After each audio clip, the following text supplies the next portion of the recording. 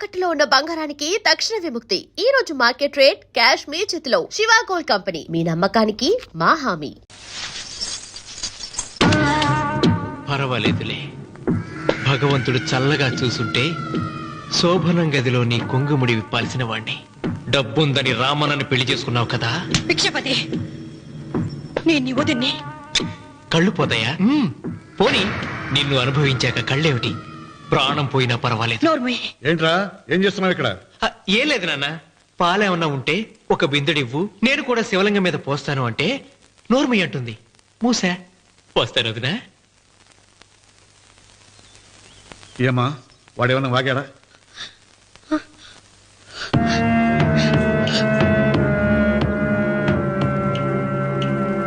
భిక్షపతి, అవును, అసహ్యంగా చండాలంగా వాగాను. చంపుతావా? చంపు. మీ తాత ముత్తాతలు జంతువుల్ని చంపితే నువ్వు నన్ను చంపు. చంపి నా తల కూడా గుమ్మానికి వేలాడగట్టు. ఇదిగో, పుట్టినప్పటి నుంచి సీత నా భార్య అనుకున్నాను, ఆరాధించాను. నేను తాగుబోతుని, తిరుగుబోతుని, లబ్బుట్టు వేదవునని చెప్పి ఆ సీతకు రామన్న చౌదరి గారికి దగ్గరుండి పెళ్లి జరిపించావు కదా. వాళ్ళ కాపురం కూల్చే వరకు నాకు మనశ్శాంతి ఉండదు. సీతని కట్టబెడితే పీటల మీద విషం దాకా చచ్చిపోతుందని బంగారు లాంటి రామనికిచ్చి పెళ్లి చేయించారా?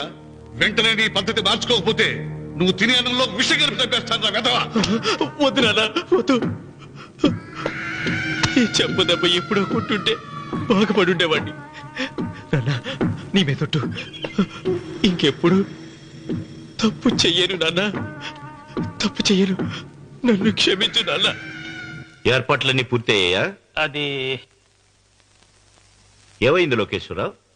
50 జంటలు నమోదు చేయించుకున్నారండి. అందులో 30 జంటలకి దానం చేయడానికి మాత్రమే మన దగ్గర భూమి మిగిలి ఉంది. మరి మిగతా 40 ఎకరాలు అంటే మన పొలం అంతా? ఈవేళ బాబు గారు, ఎన్ని సంవత్సరాల నుంచి దానం చేసుకుంటూ వస్తున్నారు. కొండలైనా కరిగిపోవలసిందే కదా. మరి ఇన్నాళ్ళు నాకెందుకు చెప్పలేదు? మీరు పుణ్యకార్యం చేస్తున్నారు, మిమ్మల్ని ఇబ్బంది పెట్టడం ఎందుకని. రామన్న పేరుతో 2000 ఎకరాలు ఉండాలిగా, అందులోంచి రాసేవండి. అందులో మిగిలిన 60 ఎకరాలే ఇప్పుడు రాశానండి. ఆయన పేరు మీద గజం భూమి కూడా మిగలలేదు. రేపు శుభకార్యం ఆకూడదయ్యా. నూతన దంపతులు నా ఇంటి దగ్గర నుంచి నిరాశగా తిరిగి వెళ్ళకూడదు. నాతోరా జగన్నాథం. అన్నయ్య, నువ్వు ఈ సాయం చేస్తే నా పరువు కాపాడిన వాడి అవుతావు. 40 ఎకరాలే కాదు, నా యావదాస్తి మొత్తం నాకు ఇస్తాను, నా ప్రాణాలను ఇస్తాను. లోకేశ్వరరావు, అయ్యా కాగితాలు.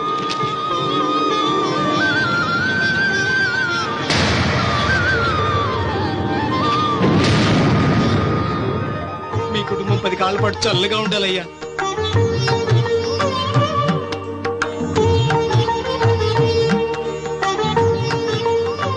నీ పొలం వాయన దానం చేస్తాడు, పేరు తెచ్చుకుంటాడు. ఇంకా నీకే మిగులుతాని, గబ్బు లేచిపోతావు. తొందర పడకు, చూస్తావుగా.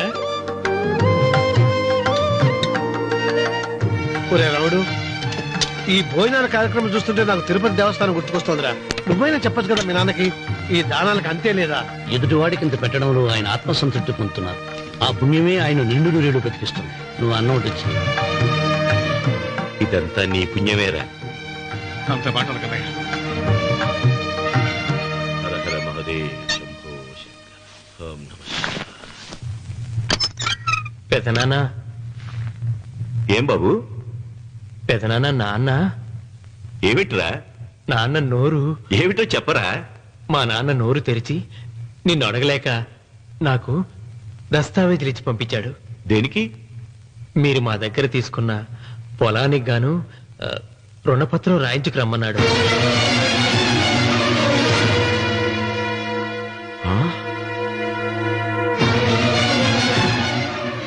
నా తమ్ముడు రుణపత్రం అడిగాడు. అయ్యో, సంతకం.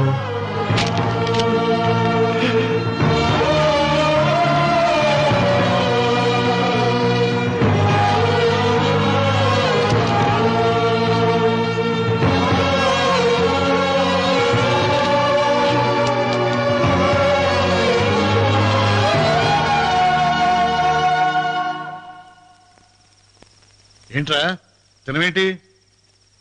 ఓహో, అన్నంలో విషం కలిపి చంపుతున్నానని భయపడి చస్తున్నావా?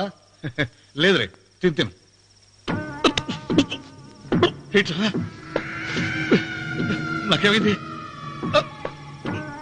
నువ్వు అన్నంలో విషం కలిపి నన్ను చంపుతానన్నావు కదా, ఆ పాపం నీకెందుకు అంటగట్టాలి అని నేనే నా అన్నంలో విషం కలుపుకున్నాను నాన్న.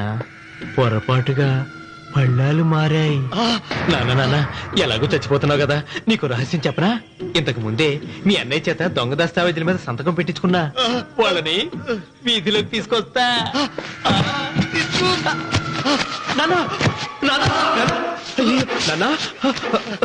ఈ రేతో నీకు చెప్పాక నేను ఎందుకు బతికిస్తాను?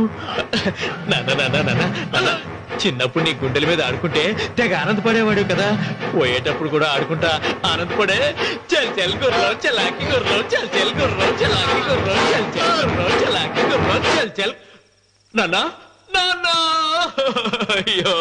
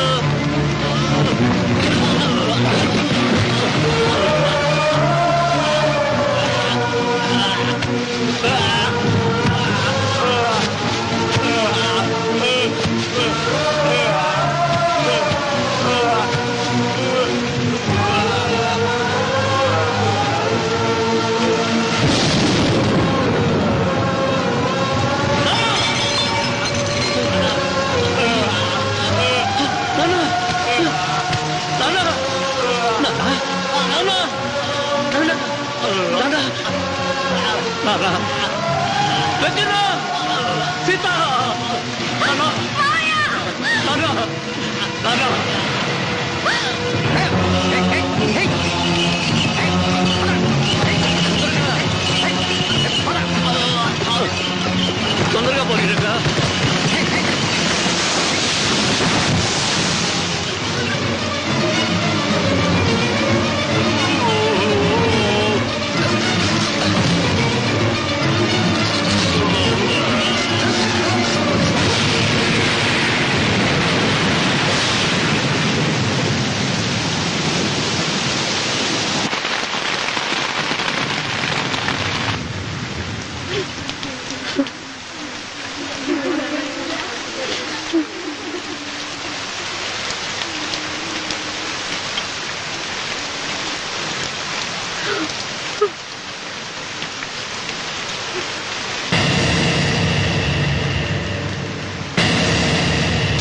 అందరికీ నమస్కారం. ఇది మా పెదనాన్న సంతకం పెట్టిన దస్తావేజు. అక్కడ మా నాన్న లేడు, ఇక్కడ మా పెదనాన్న లేడు. కానీ మా పెదనాన్న మా నాన్న దగ్గర 50 లక్షల డబ్బు, 40 ఎకరాల పొలం తీసుకున్నాడు. ఏ లోకేశ్వరరావు చెప్పు. అవునండి, నేను సాక్షి సంతకం చేశాను. ఈ అప్పు ఎలా తీరుతుందో ఆ ధర్మాత్ముడి శవం అక్కడి నుంచి తీసేలోపు చెప్తే బాగుంటుంది. బిక్షపతి మతుందా నీకు? ఇదేనా అడిగే సమయం? ఆయన తగలబడిపోతే ఆయనతో పాటు ఈ నిజం తగలబడిపోతుంది. మా అన్నయ్య ఆ ధర్మాత్ముడు రక్తం పంచుకు పుట్టాడు. ఏమయ్యా లోకేశ్వరరావు, మా అన్నయ్యకి మిగిలిన ఆస్తి ఏమిటి? ఈ ఇల్లు తప్ప ఏమీ మిగలలేదండి. సరే, 40 ఎకరాల కింద ఈ ఇల్లు పెట్టుకుంటాను.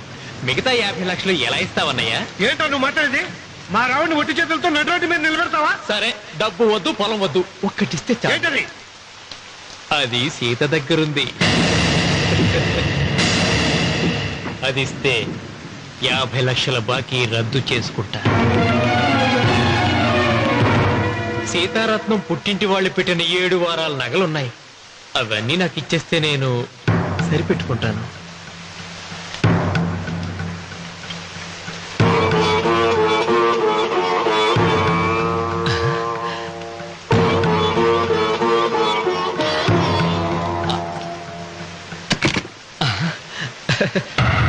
అదేమిటి, నీ మెళ్ళ ఉన్న మంగళసూత్రం బంగారం కదా, అది కూడా తీసిపెట్టు.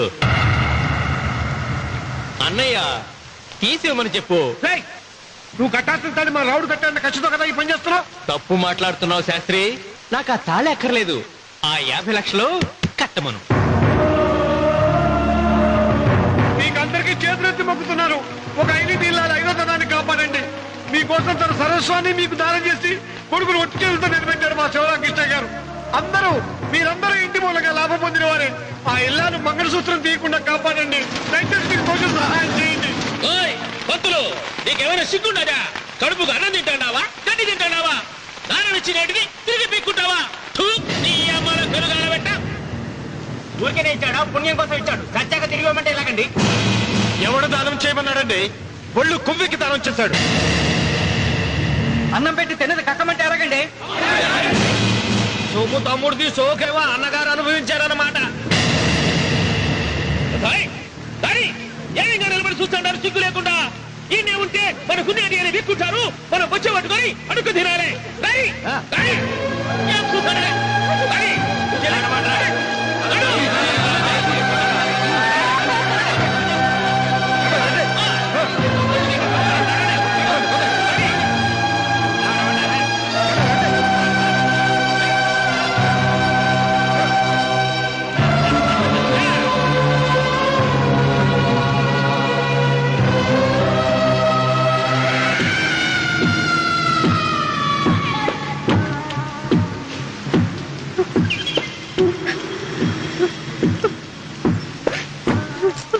అమ్మ సీత,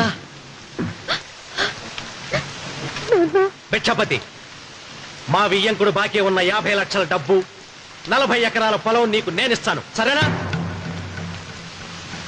సరే.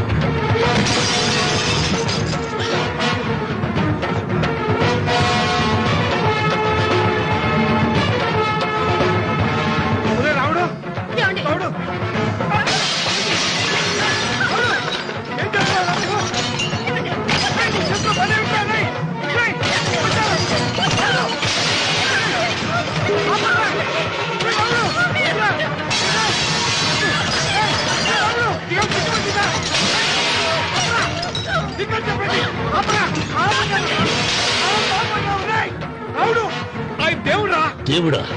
ఆయన దేవుడే అయితే 24 గంటలు శివ పూజ చేస్తూ దానధర్మాలు చేసిన మా నాన్నకు దిక్కులకి సౌనిస్తాడా? దేవుడి పట్ల అపచారం చేయటం మహాపాపం రా. దేవుడిని ఎన్నాడు మనం చేసుకునే ఆత్మద్రోహం. అసలు దేవుడే లేడు. దిష్టి బొమ్మలాగా నా ఇంటి ముందు ఆ శివలింగం ఉండడానికి వీల్లేదు. తగ్గో. మీరు ఆ శివలింగం జోలికి వెళ్తే నా ప్రాణాలు తీసేసి వెళ్ళండి. నా భర్త దేవుడికి అపకారం చేయడం ఈ కళ్ళతో చూసే కంటే మీ కళ్ళ ముందే చచ్చిపోతాను. నన్ను చంపేసేయండి. నీకు ఇంటి ముందు శివలింగం దేవుడా, నాకు మాత్రం నల్లరాయి. ఈ రోజు నుంచి నేను ఈ వీధి గుమ్మం నుంచి నడవను. ఆ నల్లరాయిని కన్నెత్తి చూడను. ఆ పెరటి గుమ్మమే నాకు వీధి గుమ్మం. ఇది అంగీకరిస్తుంది. నువ్వు నమ్ముతున్న దిష్టి బొమ్మ కోసం కాదు, నీ కోసం. లక్ష్మి వచ్చింది. ఇంకా సీతారామాని. భిక్షపతి గారు తీసుకున్నది 40 ఎకరాలని, మిగతాదంతా కుట్ర అని, ఆ కుట్రలో నాకు భాగస్వామ్యం ఉందని రామన్న గారికి తెలిస్తే నన్ను చంపేస్తారండి. డబ్బు చూసేసరికి ఆశ పుట్టిందా? ఇదిగో ఈ సంగతి ఎవరికైనా చెప్పావో కోసేస్తా. భిక్షపతి, నువ్వు నాశనం అయిపోతావురా, నాశనం అయిపోతావు.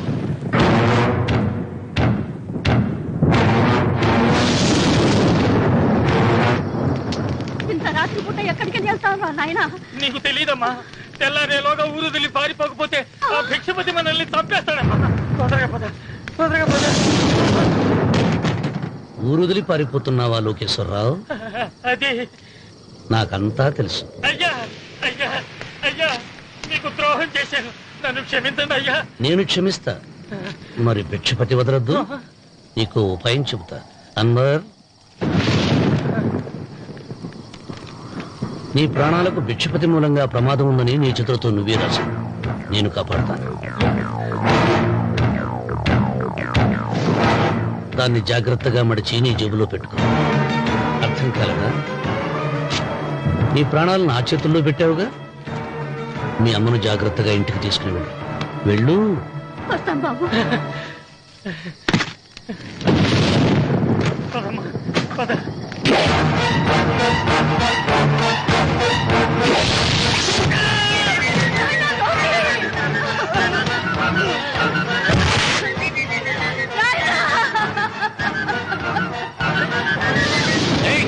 ఎడవకో, ఎడవకో.